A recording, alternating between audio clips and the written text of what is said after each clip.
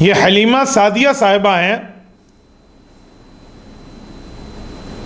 پنڈ دادن خان سے پوچھتی ہیں، مفتی صاحب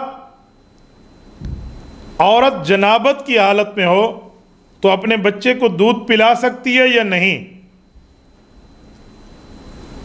میری بہن، جنابت کی حالت میں مجبوری ہے، بچہ رو رہا ہے، اگر آپ غسل کرنے جائیں گی وہ روتا رہے گا، پریشان ہوگا، تو آپ دودھ پلا سکتی ہیں، تو آپ کو جائز ہے۔ بہتر تھا آپ پاک حالت میں پلا دیں، لیکن وہ تب جب یہ مجبوری نہ ہو کہ بچہ رو رہا ہے۔ اب بچہ آرام سے سویا ہوا ہے، آپ جا کر غسل کرائیں، آپ باوضو ہو کر اسے دودھ پلائیں تو بہت اچھا، لیکن مجبوری کی حالت میں اس وقت بھی دودھ پلایا جا سکتا ہے، کیونکہ بچہ رو رہا ہے اور اس کے رونے میں یہ چیز نہیں ہونی چاہیے۔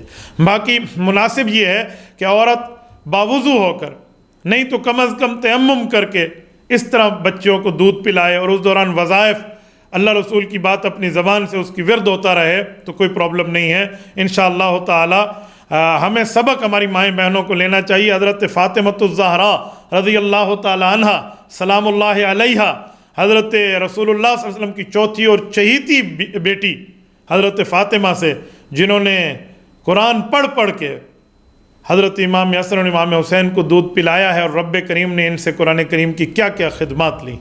اللہ تعالیٰ ان کی قبور مطہرہ پر کروڑوں برکتیں نازل فرمائے۔